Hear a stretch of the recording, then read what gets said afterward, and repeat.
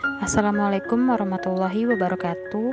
Perkenalkan, kami dari kelompok 3 ingin menjelaskan praktik dan strategi pengembangan dalam audit manajemen mutu yang disusun oleh saya, Rizka Anggraini, dan rekan saya, Karisma Dewi, Lena Susanti, Nur Karima, Siti Robiatus Saadah, Sri Ayu Aldina, dan Yuniman. Praktik dan strategi pengembangan dalam audit manajemen mutu. Penerapan sistem manajemen mutu merupakan suatu keputusan strategis bagi suatu organisasi yang dapat membantu organisasi untuk meningkatkan kinerjanya secara keseluruhan dan menyediakan dasar yang kuat untuk inisiatif pembangunan berkelanjutan. Nah, sedangkan audit mutu internal adalah audit penjamin dan konsultasi yang independen dan objektif secara internal dalam organisasi penyelenggaraan berdasarkan standar yang dimiliki organisasi itu sendiri. Praktik dalam audit manajemen mutu itu sendiri dilakukan oleh banyak organisasi atau perusahaan. Nah, salah satu tujuannya untuk meningkatkan apakah kegiatan mutu dan hasilnya sesuai dengan standar atau prosedurnya atau peraturan organisasi atau perusahaan yang telah ditetapkan dan diterapkan secara efektif. Selanjutnya, audit manajemen mutu dalam bidang pendidikan. Audit manajemen mutu dalam bidang pendidikan terbagi menjadi dua. Yang pertama, praktik audit, dan yang kedua, strategi pengembangan audit manajemen mutu.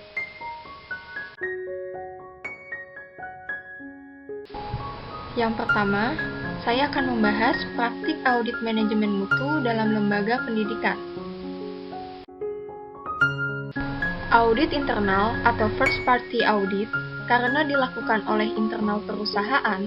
Audit internal merupakan salah satu kegiatan wajib yang harus dijalankan oleh organisasi atau perusahaan yang menerapkan sistem manajemen mutu ISO 9001 tahun 2015 berdasarkan klausul 9.2 audit internal. Sedangkan pada kegiatan audit mutu internal, kriteria audit yang diperiksa adalah seputar kebijakan, prosedur atau persyaratan yang dijadikan rujukan. Persyaratan yang dijadikan rujukan pada praktik audit manajemen mutu dalam lembaga pendidikan audit internal itu sendiri. Organisasi harus melakukan audit internal pada selang waktu yang direncanakan untuk memberikan informasi apakah sistem manajemen mutu itu sesuai dengan persyaratan organisasi itu sendiri untuk sistem manajemen mutu. Dan persyaratan standar internasional ini apakah diimplementasikan dan dipelihara dengan efektif. Selain itu, penerapan sistem manajemen mutu berbasis ISO, organisasi harus yang pertama, merencanakan, menetapkan, dan memelihara program audit termasuk frekuensi, metode, tanggung jawab, persyaratan, perencanaan, dan pelaporan yang harus mempertimbangkan pentingnya proses-proses yang berkaitan perubahan yang mempengaruhi organisasi dan hasil audit sebelumnya. Yang kedua, menentukan kriteria audit dan ruang lingkup untuk setiap audit. Yang ketiga, memilih auditor dan melaksanakan audit untuk memastikan objektivitas dan ketidakberpihakan proses audit. Yang keempat, memastikan bahwa hasil audit dilaporkan kepada manajemen yang relevan. Yang kelima, melakukan koreksi yang diperlukan dan tindakan perbaikan tanpa ditunda. Dan yang terakhir, menyimpan informasi terdokumentasi sebagai bukti pelaksanaan program audit dan hasil audit. Dan yang selanjutnya, adapun audit internal mutu dalam bidang pendidikan atau sekolah. Bidang pendidikan, karena sifat operasi organisasi dan kinerja organisasinya juga membutuhkan audit internal. Audit internal mutu dalam bidang pendidikan atau sekolah merupakan kegiatan penjaminan kinerja dan konsultasi manajemen yang bersifat independen dan objektif. Kegiatan tersebut merupakan proses akademis yang dirancang untuk beberapa hal sebagai berikut. Seperti yang pertama, memberikan nilai tambah dan memperbaiki kinerja akademis.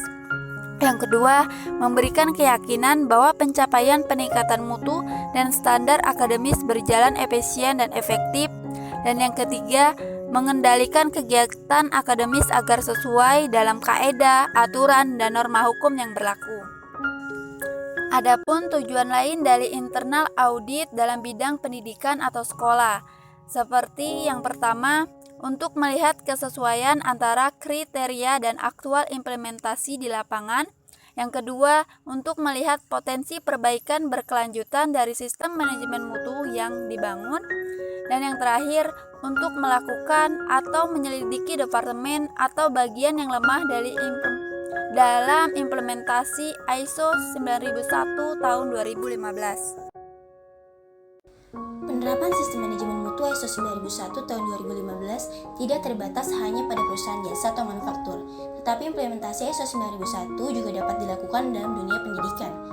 Audit manajemen mutu dalam lembaga pendidikan pada praktiknya menerapkan sistem manajemen mutu ISO 9001 tahun 2015. Sistem manajemen mutu berbasis ISO 9001 2015 merupakan ISO terbaru yang dibuat untuk mengatur manajemen dalam sebuah organisasi agar lebih terencana dan sistematis agar dapat memenuhi apa saja yang diharapkan oleh pelanggan secara efektif dengan melakukan perbaikan secara terus-menerus atau continual improvement.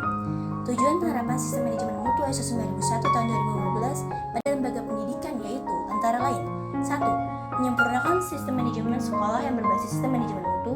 2. Upaya sekolah untuk melakukan continual improvement di segala bidang melalui sekolah yang berstandar internasional.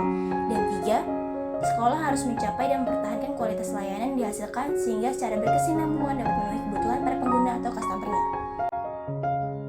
Nomor 2 adalah strategi pengembangan audit manajemen mutu. Strategi pengembangan audit manajemen mutu dapat kita klarifikasikan di dalam audit mutu internal untuk lembaga pendidikan yaitu sebagai berikut. Yang pertama adalah audit mutu internal disingkat menjadi AMI. Audit mutu internal ini biasanya digunakan apabila ruang lingkup yang diaudit meliputi semua aspek-aspek dalam organisasi maupun akademi dan ataupun non-akademi.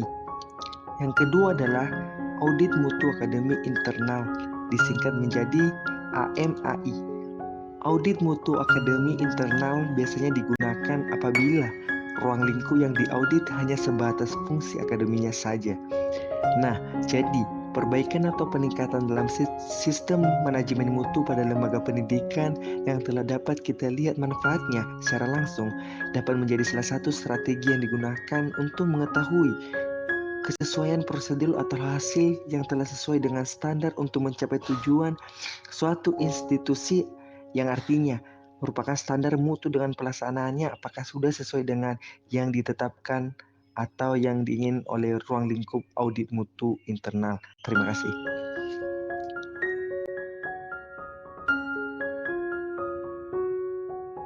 Beberapa strategi pengembangan audit manajemen mutu dengan pelaksanaan audit manajemen internal sebagai berikut.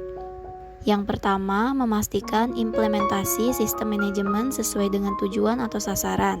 Dalam hal ini, audit manajemen internal berdasarkan serangkaian bukti memastikan bahwa tujuan yang telah ditetapkan benar telah terpenuhi.